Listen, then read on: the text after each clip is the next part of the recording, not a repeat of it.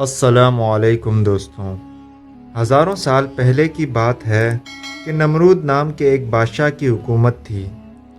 اس نے خدا ہونے کا جھوٹا دعویٰ کر رکھا تھا اور جو اسے خدا نہ مانتا اس پر بہت ظلم و ستم کرتا اور قتل بھی کروا دیتا تھا۔ اس دور کے نبی حضرت ابراہیم علیہ السلام نمرود کو خدا نہ ماننے کی وجہ سے آگ میں ڈالے گئے، مگر اللہ پاک کے حکم سے وہ آگ ٹھنڈی ہو گئی اور آپ محفوظ رہے۔ آپ علیہ السلام کو آگ میں ڈالے جانے کے کچھ دن بعد سخت قحط پڑا اور کھانے پینے کا سامان ختم ہو گیا۔ لوگ نمرود کے دربار میں جا کر اناج کی درخواست پیش کرتے۔ جواباً نمرود ان سے اپنے خدا ہونے کا اقرار کرواتا۔ جو اسے خدا مانتا اسے اناج مل جاتا اور جو نہ مانتا اسے خالی ہاتھ جانا پڑتا۔ حضرت ابراہیم علیہ السلام بھی اناج لینے کے لیے نمرود کے پاس گئے تو نمرود نے پوچھا کہ تمہارا رب کون ہے؟ فرمایا، میرا رب وہ ہے جو زندہ کرتا اور موت دیتا ہے۔ یہ سن کر نمرود بولا، یہ قدرت تو میرے پاس بھی ہے۔ یہ کہہ کر اس نے 2 قیدی بلوائے، ایک کو چھوڑ دیا اور ایک کو قتل کروا دیا۔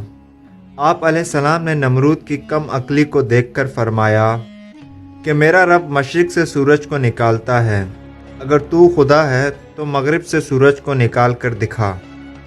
یہ سن کر نمرود حیران رہ گیا اور کوئی جواب نہ دے سکا۔ کچھ دیر بعد اپنی شرمندگی مٹانے کے لیے بولا کہ میرے پاس اناج نہیں ہے، جاؤ اپنے رب سے جا کر اناج مانگو۔ آپ علیہ السلام نمرود کے دربار سے نکل آئے اور گھر کی طرف چل پڑے۔ راستے میں ریت کا ایک ٹیلا نظر آیا۔ آپ علیہ السلام گھر والوں کو خوش کرنے کے لیے اسی ریت سے ایک تھیلا بھر کر گھر لے آئے اور سو گئے۔ اللہ کی شان دیکھیے کہ آپ کی بیوی حضرت سارہ رضی اللہ تعالی عنہا نے تھیلے کو کھولا تو وہ آٹے سے بھرا ہوا نکلا۔ انہوں نے فوراً روٹیاں بنائیں اور آپ کو جگایا۔ روٹیاں دیکھ کر آپ علیہ السلام بولے کہ یہ کہاں سے آئیں؟ انہوں نے کہا کہ یہ اسی آٹے سے بنائی ہیں جو آپ تھیلے میں بھر کر لائے تھے۔ آپ سمجھ گئے کہ اللہ پاک کی طرف سے ریت آٹے میں تبدیل ہو گئی۔ چنانچہ آپ نے اللہ کا شکر ادا کیا۔ ادھر اللہ پاک نے انسانی شکل میں ایک فرشتہ نمرود کے پاس بھیجا۔ فرشتے نے اس سے کہا کہ تیرا خدا کہتا ہے تو مجھ پر ایمان لے آ، میں تیری بادشاہت برقرار رکھوں گا۔ نمرود بولا کہ کون خدا؟ خدا تو صرف میں ہوں۔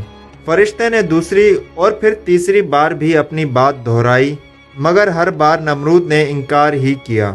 نمرود کی اس سرکشی کا نتیجہ یہ ہوا کہ اس کی فوج کے لشکر پر اللہ پاک کی طرف سے مچھر مسلط ہو گئے، جس نے لشکر کے تمام افراد کا گوشت کھا کر سارا خون پی لیا اور ان کی صرف ہڈیاں باقی رہ گئیں۔